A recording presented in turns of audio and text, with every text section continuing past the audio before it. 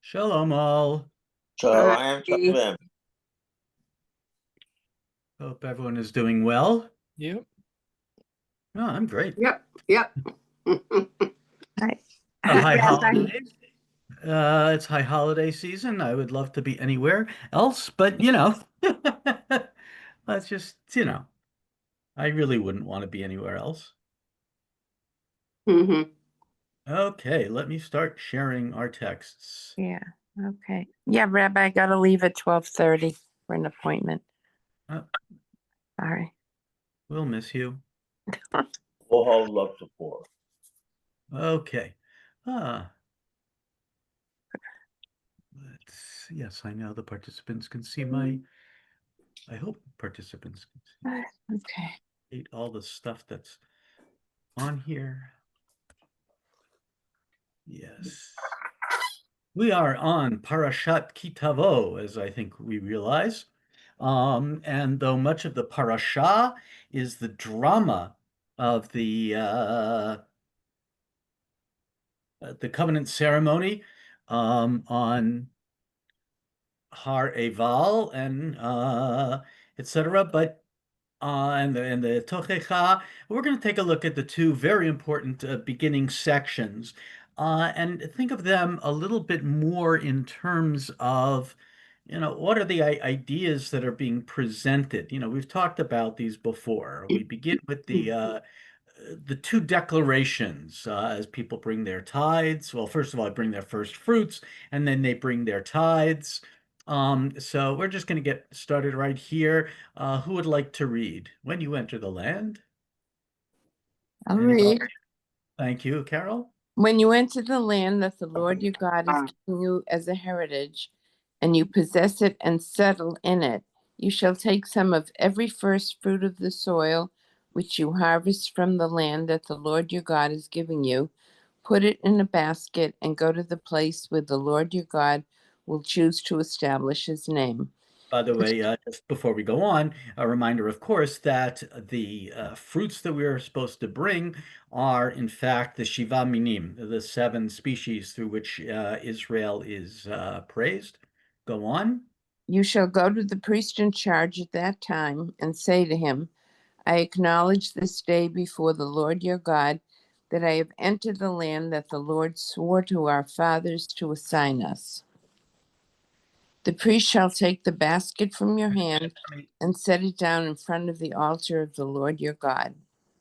Wait a second. I don't know why this is not.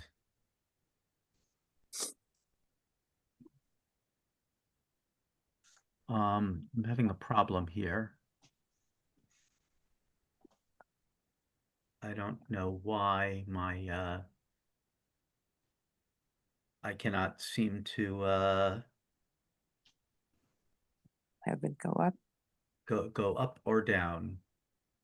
Sometimes they freeze those scrolling arrows. Yeah. We could just get a chumash. Yeah, that's a good idea. I like that idea. Yeah. Personally, I think it should be required to have one available, for every single partial class, just in case something like this happens. You know. I'm gonna go get mine. Yeah, if everybody can grab, I'm sorry, I don't know why this isn't working suddenly. Let's see what happens when I do this. No, this is not working at all.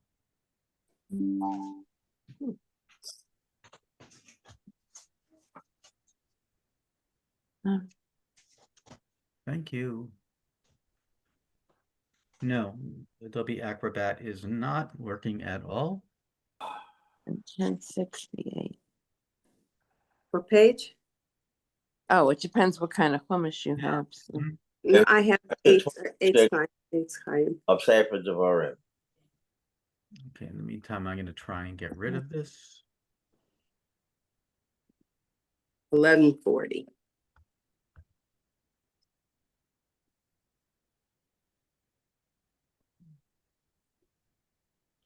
Do you want me to just go on reading from 5? Yeah, just go on reading while I'm playing with all of this. Okay. Then you shall call out and say before Hashem your God, an Aramean tried to destroy my forefathers. Aramean. Aramaean. That's Yeah. okay. Iranian was a very good slip. Okay. Oh, and by the way, though,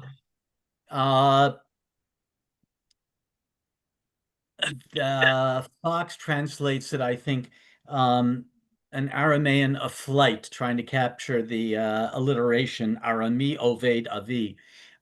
Clever. I don't know if it's. He descended to Egypt and sojourned there, few in number, and there he became a nation, great, strong, and numerous. The Egyptians mistreated us and afflicted us, and placed hard work upon us.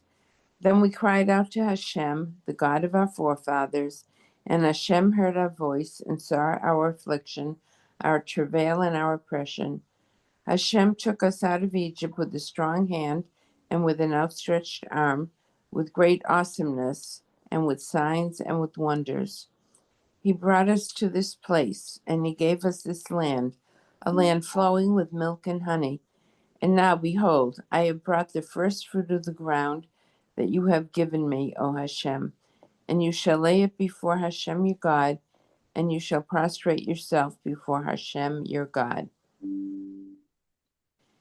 You shall be glad with all the goodness that Hashem your God has given you and your household, you and the Levite and the proselyte who is in your midst. Okay, that's good for now. Not going to spend a lot of time in this because we'll look at a couple of the commentaries, some of the comments, I should say. And, we're familiar with this. One, it becomes the core of the Haggadah, and we've studied that, and the Haggadah is a great example of Midrash and the way they take apart this section to tell the entire Pesach story. It's a remarkable declaration. It's not just, even though it's made by the individual has to recognize that he's part of a collective, part of Am Yisrael, and it's not just the produce that was produced in his land immediately, but there's a whole history to it. So it certainly connects one to history, and it's overall, of course, what is it expressing to God? Gratitude. Yeah, gratitude. Yeah, very clearly gratitude. We'll come back to that. And now go on with the next declaration. This is for tithes. Go ahead, Carol. Okay. Oh. You should be able to continue Yeah. direct the text. When you have finished tithing every tithe of your produce in the 3rd year, the year of the tithe, you shall give to the Levite, to the proselyte, to the orphan, and to the widow, and they shall eat in your cities and be satisfied.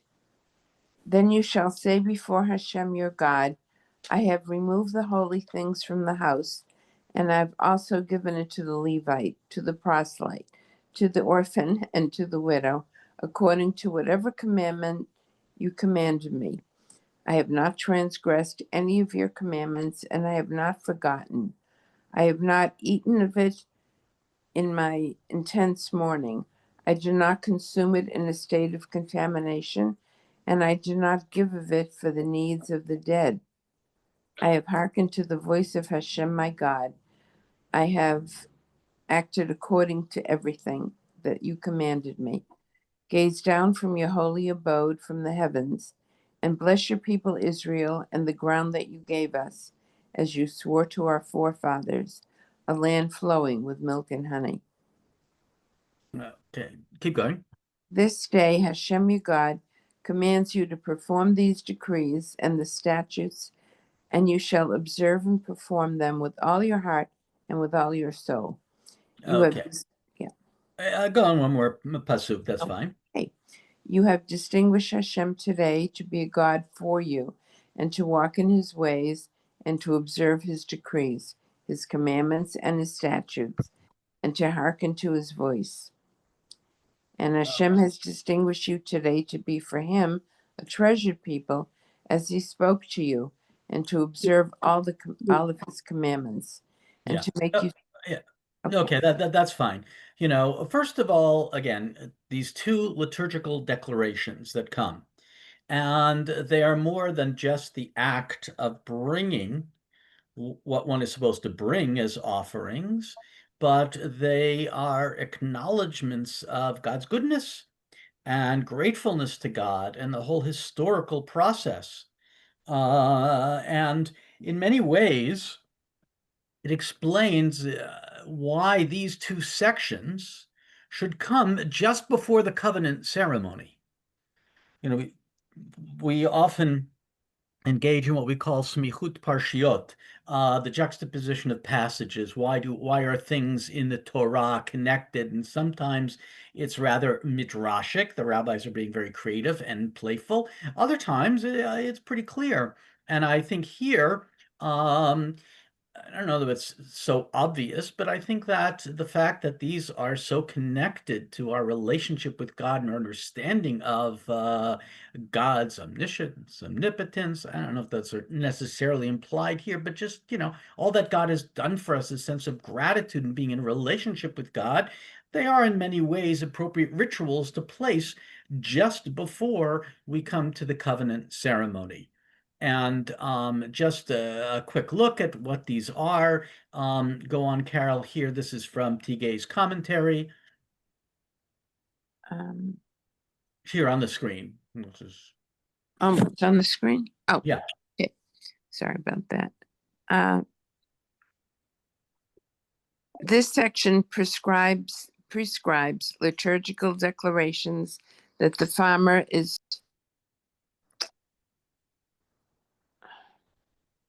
Hello? Yeah, this got very small all of a sudden. This section prescribes liturgical declarations that the farmer is to recite when he brings the first fruits to the temple, and after he gives the poor tithes to the strangers, orphans, and widows every third year. Several factors may explain why these two ceremonies are mentioned here. Both are to be performed after the Israelites settle in the land, like the immediately preceding law. In fact, the condition for carrying out the latter, when Hashem your God grants you safety from all your enemies around you, is the condition for bringing offerings to the chosen sanctuary. The declaration, I have not neglected or forgotten any of your commandments, Lo shachachti. right? Echoes the command in 25:19. Do not forget. Lo tishkach. That's the command in chapter 25. At the end of last week's parashah is, of course, the command against Amalek. And that, it says when you have settled in your land, then you can pursue this. And by the same, so that they're verbal cues and contextual cues that connect these two sections. Go on. There is also a structural reason for this location, for it gives the laws of Deuteronomy a framework like that which frames the Book of the Covenant. Just as both of these law collections begin with a law about the place of worship, both have a law about bringing the first fruits to the temple as their penultimate law. Yeah, so Tigay sees within the structure of Sefer Devarim a connection. There's a similarity between the law collection in Exodus and here too in Deuteronomy. So he's just trying to explain why these two laws might come where they do. Okay. Very good, Rabbi Poppy. That's a very, very good exposition. Makes Yeah. sense, you know, it fits. The problem I had with it was you were trying to go ahead with it to chapter 27. I wasn't so sure about that part because I would look upon Sacred Devarim as the first 11 chapters of one unit. And from 12 to 26, that's the laws till the last, not the very last verse, but the Right. verse that finishes. And then the last few verses of 26 are like a marriage. In other words, We're both Mhm. accepting upon ourselves to do this. But then I would say that chapter 27 starts what I would think to be is the third major section of the Mhm. book, which means we don't necessarily have to relate it to what came immediately before. Okay, that's my point. Yeah. No, I think that's good. Now, just something that's kind of important in understanding. We've talked about this declaration, but I don't remember that we brought out this one point, and I'm not. Whoops, I don't know what the problem is here. Um, just a little bit from the Mishnah in Sota about the language we're supposed to recite things. And this applies to the Mikra Bikurim, the declaration over the first fruits. Elu ne'emarim b'chol lashon. These may be said, they may be recited in any language. Parashat Sota, the section concerning the Sota. And whoops. Vidui Maaser, the confessional made at the presentation of tithes, which is really the next section. Um, and Kriyat Shema, Shema, Tfilah, the Amidah, Birkat Hamazon. All of those things may be recited in any language. One may pray in any language. Um, one of our congregants once said to me, I'm not so sure why everyone's complaining about all the Hebrew. They want English. I read the English all the time. So one may pray in any language. And also here the oath concerning testimony and the oath concerning a deposit. So some of the practical things that one might do. You could, a lot of these things that are very common you can do in any language, but there are other things that are seen as an element of Kedusha. Ve'elu ne'emarim bilshon HaKodesh. These are the things that must be said in the Holy Tongue, which of course is Ivrit. Mikra Bikurim, and that's why bringing in this Mishnah. Um, the declaration for the first fruits, v'chalitza, that we read about in last week's Torah portion. If the brother-in-law does not want to marry his sister-in-law, who's if his brother has died, the brachot and klalot that we're about to come to, birkat kohanim, that has to be done in Hebrew. Uvirkat Kohen Gadol, that's not surprisingly, Farashat HaMelech, the section of the king, the section of the calf whose neck is broken, and the Meshuach Milchama, that's the high priest that is supposed to give the warning to the people before a war. Hence, Meshuach Milchama, the one anointed for war. B'shah shemedaber el ha'am, when he speaks to the people, and the idea that this should be done in Hebrew, they are learning from what is called a gzera shava, literally a similarity. It's a similarity of language. And they're picking up on the fact that it uses the term va'anita, you shall answer. So that I didn't want to spend too much time on that, but just kind of interesting. So now let's come back to this idea, or come back to the ideas of these declarations, because as we'll see, there's some important and crucial Jewish ideas that are contained within these declarations. First of all, we have a comment by Yitzchak Arama. This I took from Nechama Leibowitz, an older collection of her commentaries. I somehow could not find it in Akedat Yitzchak, which is his commentary. Um, so I apologize that I don't have the Hebrew here. One, because I wanted to see it, but so Carol, do you want to continue? Somebody else want to continue? I can read. Okay, thank you, Maddie. Am I starting at the idea or the Yes, the recital? idea. The idea underlying this precept is that in oral declaration, an oral declaration arouses man's thoughts and impresses on his heart the truth. Since the worshiper has been granted to enjoy God's bounty and blessing, and to bring the fruits of this soil to the house of God, it was befitting to arouse his heart through the words of his mouth, to remember that everything came from him, from the Lord. Came to him. That's not capital. That's just to That's to the person. Okay. From the Lord of the universe. And this would be an opportunity for him to relate of his loving kindness upon us and all Israel as a whole. So, why the oral declaration? Why is it so important? And I mean, okay, you have to bring your first fruits. Bring your first fruits, give them to the priest, and you're done. Why does there have to be this long oral declaration? What is Arama saying?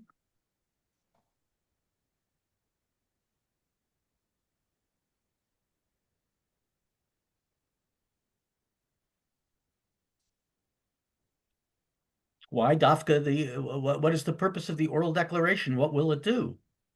To make you think about what you're doing. Right. Exactly. When you say it, that gives it a little bit more substance.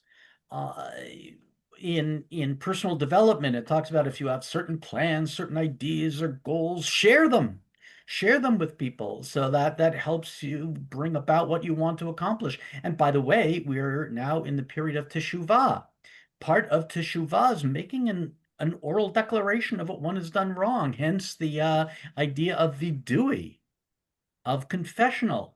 And I think we understand that when you express something out loud, one thinks about it differently. It really, enters into the mind, think about what you said. You've made it public by declaring it. Mm-hmm. And well, if you look at the Mishnah Masechet Bikurim as to how this was actually done in practice, it appears I have the Akedah in front of me, the Hebrew. It appears that what he's saying is this is not simply you don't just arrive in Yerushalayim. It's a processional. It's like what do they call that? A pilgrimage. So the bottom line is that means that along the road to Yerushalayim, you were in a company with a lot of other people. Everybody's going, on Aliyah regular, and it's a big moment when the entire group actually arrives there, and they want to celebrate that they actually arrived there because basically they want to say out loud, what was the purpose of this pilgrimage? Something. I think that's a very nice idea. I wouldn't be surprised at all if that's the way pilgrimages work in other religions too. Mm-hmm. I haven't studied pilgrimage per se, but I imagine they do. And we've studied in the past, or certainly some class, we've taken a look in Mishnah Bikurim at the, remarkable procession that they have to bring the Bikurim to the Beit HaMikdash with music, instruments, decorating the animals that are bringing it. It's really quite remarkable. And as we'll come to, and even if people who are doing Torah study have to stand up, stop the Torah study, and stand up in honor of the people who are going by. Okay, yeah. Which is not the usual practice. Okay, right. So making a big point to that, so that's also a big thing. In other words, essentially everyone is participating by Tenu Kavod La Torah. Here it's Tenu Kavod La Mitzvah. Yeah. And also, as we'll see as we go on, that the sense of joy in our tradition is really very, very strong. I mean, yes, it's very nice that people come to shul on Rosh Hashanah and Yom Kippur, and I don't want to minimize it. It's very, very important. But that makes everyone think that religion is somber, not necessarily, or serious. And it is. It's very serious, and it can be very somber, and it can, but that's not all of it. That's not all of Judaism by any stretch of the imagination. I'll be talking a little bit about that in the high holidays. But so let's go on and see how Rambam talks about all of this. What are the ideas that he is seeing? Go ahead, Maddie. The reciting of a certain portion of the law when the first fruits are brought to the temple promotes humility as well. For he who brings the first fruits takes the basket upon his shoulders and proclaims the kindness and goodness of God. This ceremony teaches man that it is essential in the service of God to remember the times of trouble and the history of past distress in days of comfort. The law lays stress on the duty in several places, on this duty in several places. You are to bear in mind that a slave were you in the land of Egypt, but Hashem your God took you out from there, etc. For it is to be feared that those who become great in riches and comfort might, as is generally the case, fall into the vices of insolence and haughtiness and abandon all good principles. Lest when you eat and are satisfied, etc., that your heart become haughty and you forget Hashem. But Yeshurun grew fat and kicked. Yeah, that's it. The end of the Torah, talking about Israel's forgetting God. And this is, again, something that appears many times within the Tanakh, certainly within the Torah, but within the Tanakh, it's that, people become so impressed with themselves, they grow haughty and they forget that all that goes into what they have accomplished. And of course, we see this in secular contexts as well, where people will forget others who helped them along the way, teachers, friends, family. And important to recognize that it's often a partnership, and in this case, certainly a partnership between God and the human beings. So go on account of this. On account of this fear, the law commanded us to read each year a certain portion before the Lord and his glory when we offer the first fruit. You know how much the law insists that we shall always remember the plagues that have befallen the Egyptians. What is the COMP in all these compare? That's I don't know what he's I'm just eliminating it. Don't worry about it. It's basically he's just bringing in a pasuk to prove the point. In order that you bear in mind the day of your going out from the land of Egypt all the days of your life, and in order that you may recount in the years or the ears. In the years. Sorry. Okay, telling. In the ears of your child and of your child's child, how I made a mockery of Egypt. Such a law was necessary in order to perpetuate the memory of the departure from Egypt, because such events verify prophecy and the doctrine of reward and punishment. The benefit of every commandment that serves to keep certain miracles in remembrance or to perpetuate true faith is therefore obvious. Yeah. So for Rambam, it's a sense of humility that is tremendously important, as well as gratitude, and it's really confirming faith. The benefit of every commandment that serves to keep certain miracles in remembrance, yes, but unlike Christianity, miracles do not necessarily have the same resonance in our tradition, or is to perpetuate true faith. As we're bringing these things, this mitzvah is, on one hand, expressing gratitude. On the other hand, there's so much more to it. That's why it's so involved. I apologize. I have to leave. I've got a meeting across town, but thank you. All right. Shabbat shalom. Kol tuv. Toda rabah.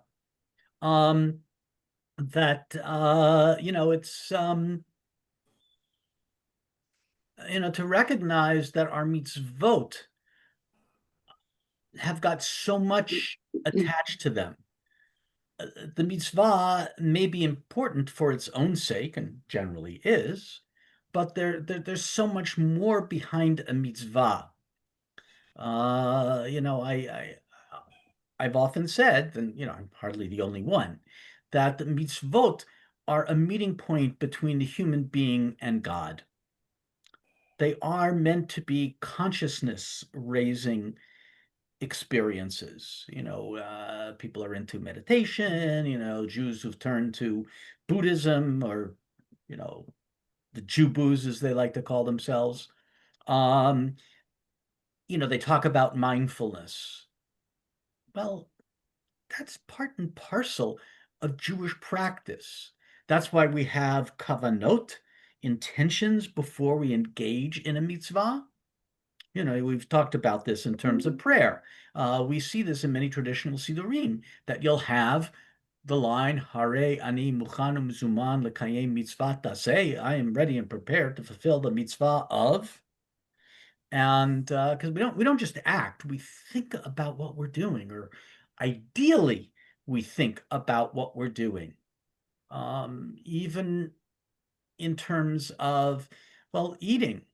I mean, particularly on Pesach, we're supposed to eat a specific amount of matzah, and to some extent eat it in silence, because we want to think about the taste of the matzah and what it represents. And it's also is supposed to be a substantive act. We don't take a little, corner of the matzah. We're supposed to eat a certain amount. And we may laugh at some of the Haggadot that, there's one published by Shiv in Scranton that has a ruler on the side so you can make sure you measure and you've got the exact amounts. But it's not so silly.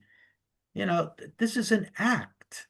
My grandson spends the day before we show up, and he's weighing and measuring the matzah, breaking it up, and everybody gets their baggie.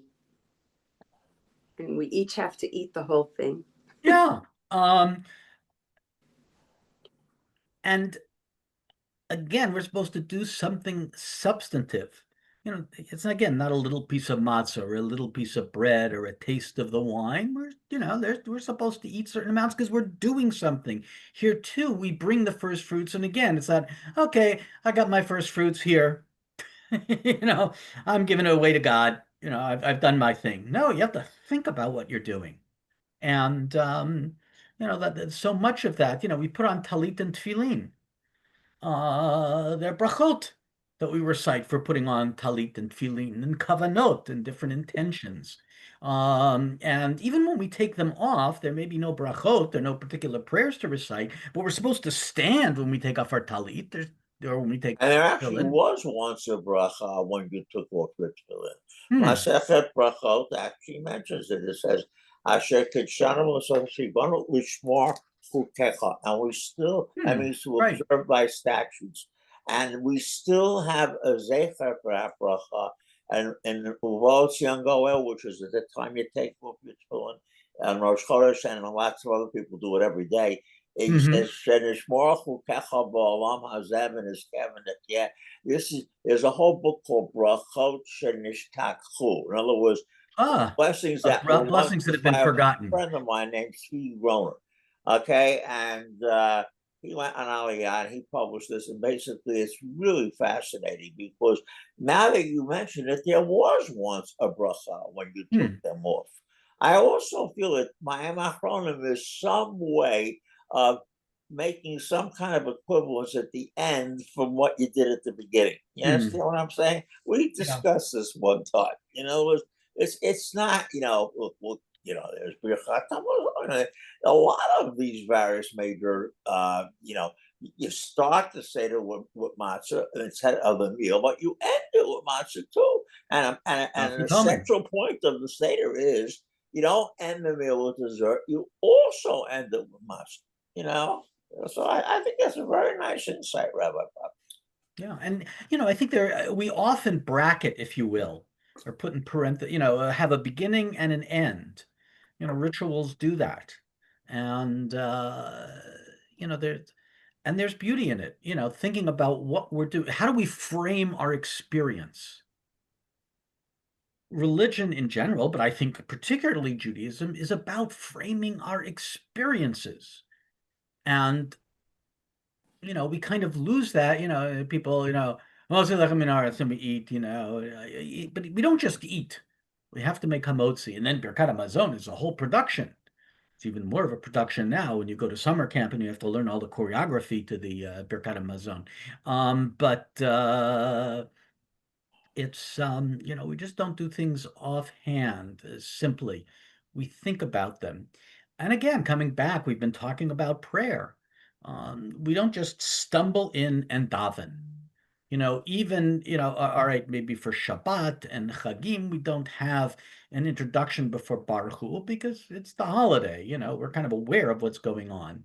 But even in a weekday, we don't just jump in and do Baruch Hu. We have something that we have to say. The Psukei de Zimra, we have to prepare ourselves and frame the experience. And by the way, again, this is part of our secular culture. What if we didn't play the Star Spangled Banner before a sporting event? People would go. But it is interesting that nobody does anything after these events. And that's a good point that I think that ratifies the point that you just made. In other words, nobody ever feels that they have to do something after the event. Whereas here we do feel we have to. Yeah. So now a second point, which I'm taking mostly from Rabbi Alan Cooper's What It Means to Enjoy, Torah from JPS on this parasha. And you are to rejoice in all the good things. Okay, yeah, wait, sorry, let me just give this a background that there are a number of times in the Torah we're told to rejoice, but two of them actually are in this week's parasha. Now, we generally think of it in terms of Sukkot. V'samachta b'chagecha, you shall rejoice in your festivals. V'hayita ach sameach, and you shall only be happy. But now let's just take a look at the two places in our parasha, and then a third verse, which seems to say, well, if you're not happy, go on. And you are to rejoice in all the good things that Hashem your God has given you and your household, you and the Levite and the sojourner who is in your midst. Yeah, Levi Ager, okay. And then, in the next chapter, go on. When you sacrifice the point that you have to share. That's a very good point here. Yeah, well, we'll come to that in Rashi. Rashi okay, is fine. I wasn't sure what you had there. I can only get so far. Yeah, I only. When you sacrifice shalom offerings, you may eat them there, and you are to rejoice before the presence of Hashem your God. Yeah. By the way, interestingly, I did a paper that in rabbinical school that really, when it says samachta b'chagecha v'samachta, it very often means to eat meat. Yeah, because it was an unusual event in the ancient world. That was something special. Okay, anyway, so we have it almost always means that. Yeah. No, ain't simcha ela b'basar. Right. The Tanaim basically came to that conclusion. You know, that's I think almost foundational. Although they do give an opening for veggies by saying if you can't manage meat, you can always eat pizza, something like that. But they clearly feel that the real deal is eating meat. Or the suggestion that on Pesach, if you're vegetarian and you don't want to have, a shank bone, you can use a sweet potato, so you can have the Passover yam. Is that a joke? That's not my joke. That's not my joke. Yeah. Okay, I didn't get it. Yeah. All right. So now we come to the curses. So it's like all these things, you're supposed to be happy. Go on. Now, when there come upon you all these curses and pursue you and overtake you until you have been wiped out, since you did not hearken to the voice of Hashem your God, to keep his commandments and his regulations that I commanded you, they will be for you a sign and a portent, and for your good seed, and for your seed for the ages, because you did not serve Hashem your God in joy and in good feeling of heart, out of the abundance of everything. Wow. That all of these curses are coming because you didn't rejoice. You didn't have joy. that translation out of the abundance is not really what it says. It means because you had because of the tuv leva meirov kol, yeah, it's just out of. No, you're right. It's I'm just using Fox's translation because I often like to point out the literary elements, and his translation does that well. But he focuses on that, and there's some other things he doesn't do as well. The same, as we've talked about with the new JPS translation. If you look at the commentaries, the long version of Yetz Chaim, the commentators are often pointing out a better translation would be because the new JPS was trying to make it readable, and it's very readable, but yeah, Oh, it's it's just the 50 point. years old now, Rabbi Pop. Yeah, The language gets to be, yeah. it Well, has to let's be updated. yeah. So take a look at Rashi. Um, and talks about sharing, Mikan Amrum Ein Karim Mikra Bikurim Ela. Well, no, sorry. Rashi is something else. Somebody, Ibn Ezra is going to bring out the point of sharing. But go ahead, Maddie. Maddie. Unless Shell, you want to read? Yeah, sure. Okay. From this, they said, we only recite the declaration of the first fruits at a time of joy, from Atzeret, Shavuot, until the Hag of Sukkot. Yeah. When one So is, basically, yeah. Basically, Atzeret is the rabbinic name for Shavuot, and yeah, Chag is the rabbinic name for Sukkot. right. Okay. And When why one this is period? when one is gathering in his grain, his fruits, his wine, and his oil, but from Hag onwards, if he brings these, he does not make the recital. Yeah. So, again, emphasizing the sense of joy, but it's also practical because it's the period from Atzeret to Chag is a period of harvest, from the summer Mhm, harvest to the fall harvest. So that's mhm. when you would have your first fruits. And even if they may continue a little bit longer. Okay. Now, in the sense of it's not just your joy, but sharing it, Ibn Ezra. The reason for you and the Levite and the sojourner is that you are obligated to cheer them up with the fruit of your land. Yeah. So the sense of holidays is also that you know, others should share in your joy. And of course, these are the people who don't have land and do not necessarily have all the sources for rejoicing in the way that the landowner might. And this is certainly something we understand. How often before holidays, before Yom Kippur or Sukkot, we'll have food drives, or before Sukkot, people will do all kinds of other drives, to help the poor, people who are homeless. You know, the fact is that before Pesach, we collect ma'ot chitim, money for wheat so people can celebrate the holidays. Today, the maksita shekel, the half shekel that we collect before Purim, generally is going to tzedakah, and even our congregation's custom of using a box of pasta as the grager, and that is then donated. So it's that's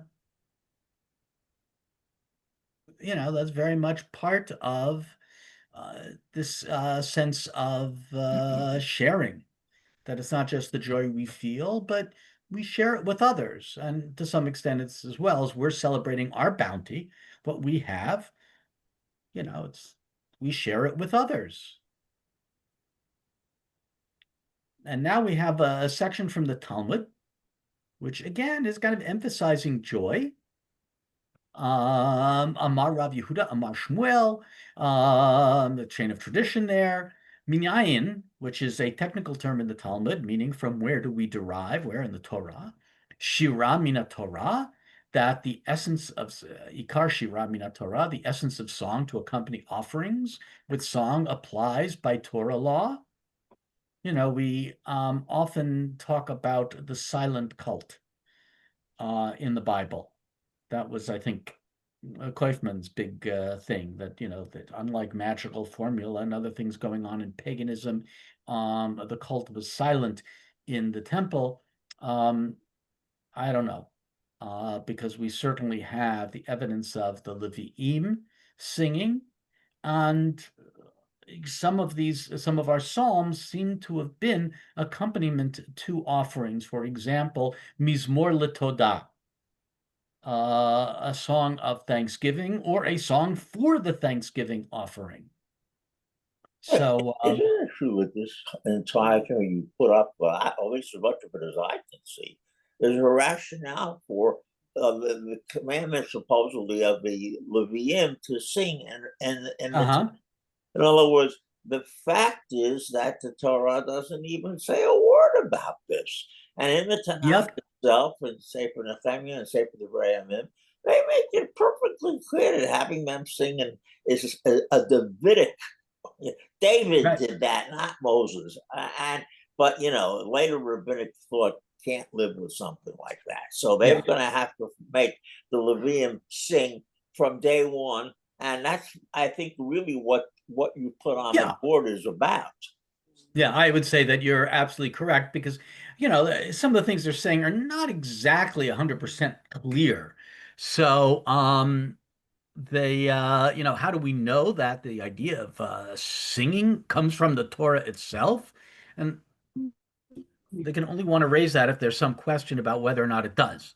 Shneamar, because it says, V'sherek b'shem Adonai Elohav, and they shall serve in the name of Adonai, their God. Ezahu sherut b'shem, what is the service of the name of God? Hevi Omer, Zoshira. Why? So then they have to come in, and already Rav Matna is a here we're talking about Amoraim. Shmuel, their first generation, but we're moving into the Amoraim. It's not even the period of the Mishnah. Rav Matna Amar Mehacha. Rav Matna says from here, Tachat asher lo avadat et Adonai Elohecha b'simcha v'tuv levav. Again, quoting from our verse in our parasha, because you did not serve the Lord your God with joyfulness and with goodness of heart. Ezohi avodasha b'simcha u'v'tuv levav. And what work or what service is there with joy and with goodness of heart? You must say that this is song. Hevi Omer Zoshira. The Ema Divrei Torah Dichtiv, and say it's really but you can say it's really studying the words of Torah. Dichtiv, because we have this great line in Psalms, Pikudei Adonai Yesharim Misamach Elev. The judgments, or what I translate, the precepts of the Lord are upright, rejoicing the heart. That's one of the Psalms. We recited Pesukei Zimra on Shabbat. A remarkable psalm. And they answer, Misamche Lev Ikri, Tov Lo Ikri. Precepts of the Lord studying is called, it rejoices the heart, but it's not called goodness. These are not great arguments here. The Ema Bikurim. You can say Bikurim Dichti v'samachta b'chol hatov. Regarding Bikurim, it's written, and you shall rejoice in all the goodness that Adonai has given you. But the Tov Ikri, Tuv Levav Lo Ikri. Bringing the first fruits is indeed called goodness, but it's not called goodness of heart. So the Gemara is arguing back and forth. This is a much more involved section. Amar Rav Matna says, again, the same game, Minayin la bikurim shetu'unim shira. How do we know that bikurim requires song, that you have to sing when you're bringing the bikurim? Atya tov tov mehacha. They derive it from a verbal analogy, or again, the gezerah shava, which is one of the methods of interpreting, where they find a word used in two different verses and say, what applies in one verse must therefore also apply in the other verse. Again, you've got goodness in tuv in both of these verses. So, but the point is not that they're making a strong argument. I think Yehudi's 100% correct that this is the rabbis trying to read Shirah back into the Torah. On the other hand, there's already in rabbinic times this sense of joy, that music is part of the joy of the service. And again, we mentioned the celebration of the Bikurim. And again, you have to read that section in Mishnah Bikurim that describes all of the tremendous procession. But also, we're coming up to the holidays, and we've also studied this. Simchat Beit HaShoeva, the joy of the water drawing ceremony that they did during Sukkot. And again, tremendous celebrations. They have to build scaffolding for the people, and the rabbis are juggling and they're doing gymnastics. It's remarkable. There's a tremendous sense of joy. I mean, I have to say, nothing against modern congregations, but one of the hardest things to do when you move from the community of the seminary to a modern American congregation is that Simchat Torah is crazy at the seminary. First of all, there are hundreds of people, and everybody is dancing. And we're dancing with the Torah. Even at Brandeis, everybody used to dance. We would dance together. Yeah. I have a similar story in the Orthodox community. I come from Brooklyn, basically, and essentially that meant Simchat Torah. You walk to Lubavitcher Rebbe's, bright, and everybody was going crazy there, and and even if you didn't go there, you would go somewhere that would be. And then, I become a doctor. I'm interning at Mount Sinai Hospital, which means that for the holidays, I'm going to the big time, minor Orthodox congregation, Kilat Yeshurun. And on Simchas Torah night, the rabbi, who I'm sure you know who he is, I'm not going to mention his name, gets up, and before anything happens, he says, "We are not going to do here what the Jews in Brooklyn do, dance like a bunch of who knows who's. We're going to do things dignified." And I said, "What?" I said, "Isn't Simchas Torah exactly the time when you don't have to do things dignified?" I mean, in other words, I almost fell off my chair when, at the tone of superiority and condescension, that he had towards doing Simchat Torah the way I was brought up to do it. Yeah, and we used to at Brandeis, we would dance the conservative minyan, the Orthodox minyan, the Reform, and then we'd all come together. Yeah, there's Fardim, We'd the all meet Ashkenaz, somewhere would in all the come together. and they do that in different places in Israel and different places in New York today. I'm sure in the Upper West Side, there are a number of places they may do that. There is tremendous joy, even, for example, on Simchat Torah, the things that go on in services. Not just the dancing, but again, in knowledgeable circles, they will play with the melodies so that, or on Purim, for the melodies for services, they'll begin with the high holiday nusach, or they'll throw in, they'll be doing Shalosh Regalim, but they'll throw in Shabbat or weekday. That's what you do. The whole thing comes full circle. In other words, on Simchat Torah, you read the Torah in the tune that you read it on the high holidays. Right. Okay? You daven Ma'ariv in the tune that you daven Ma'ariv in Rosh Hashanah. In other words, that's been the custom from, in other words, if any shul didn't do all those things, I wonder where they're coming from. Well, I have to say that at the seminary, one of our professors, Alav Hashalom, his kids used to read Torah, and they were reading from, since they were knee-high to a grasshopper, and their Torah reading skills were remarkable. And we had so many people to give everyone an aliyah. We had to have a number of different stations where people would receive. We even did that on my middle temple. Yeah, we used to do that, right? Many synagogues, but these guys would read, and they would read every aliyah to a different set of ta'amim. They read it to the high holiday trope. They'd read a regular Torah trope. They would read it to Megillat Esther, Megillat Ruth. It was just, they would just, because they could just do that on the spot, and it was fun. And I remember one of my colleagues, who is now my home congregation in Wilkes-Barre, a man who was relentlessly funny. He led services for us one year in Israel on Purim. And it seems that every year, that the year afterwards, I also was still in Israel. Um, and I would end up picking up the Siddur that he had used. And he had written notes in there, so he was using melodies from different TV shows. And so I'd pick up on a regular Marav, I'd pick up the Siddur and suddenly I see Gilligan's Island, Hogan's Heroes, and as I would crack up. So now let's go on a little bit more on joy because it's so important. Shel, do you want to Sure, continue here? This no is problem. Rabbeinu Bechayai. Yeah, because you did not serve Hashem, your God, joyfully.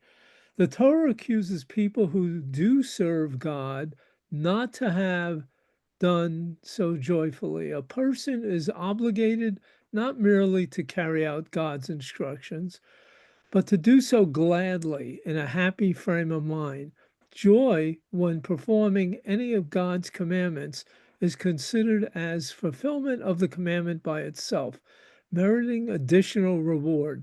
This is why one may be punished for failing to perform the commandments with a joyful heart. This is why the Torah requires that its commandments be performed with full intent and joyfully. Yeah, and it goes on as the Midrash, all these other examples of but the key part here is that the idea of simcha shel mitzvah, the joy of performing a mitzvah.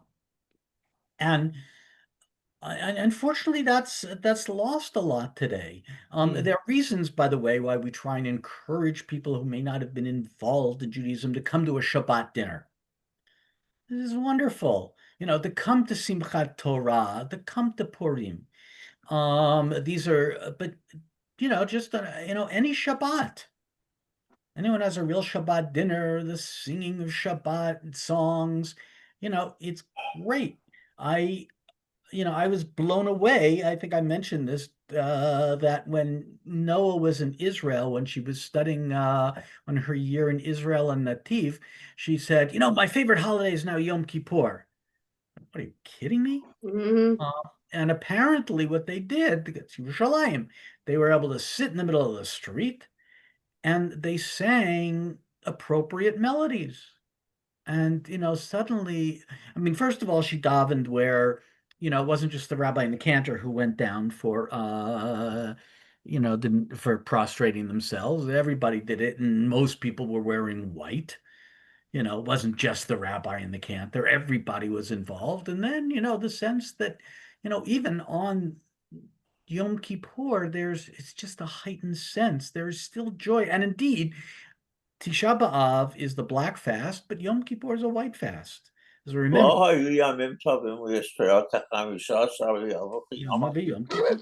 again, the whole was when the boys would go for it with the girls. And Yom Kippur in the late afternoon, after they were finished with the carbonot, and that was the time that basically people were encouraged to dance together. Yeah. So very important to note in our parasha that there's the importance of simcha shel mitzvah, and not only that, there's punishment if you aren't. It kind of reminds me of it was Nachman of Bratslav says simcha chashuv aliyot b'simcha tamid. It's a very important mitzvah to always be happy.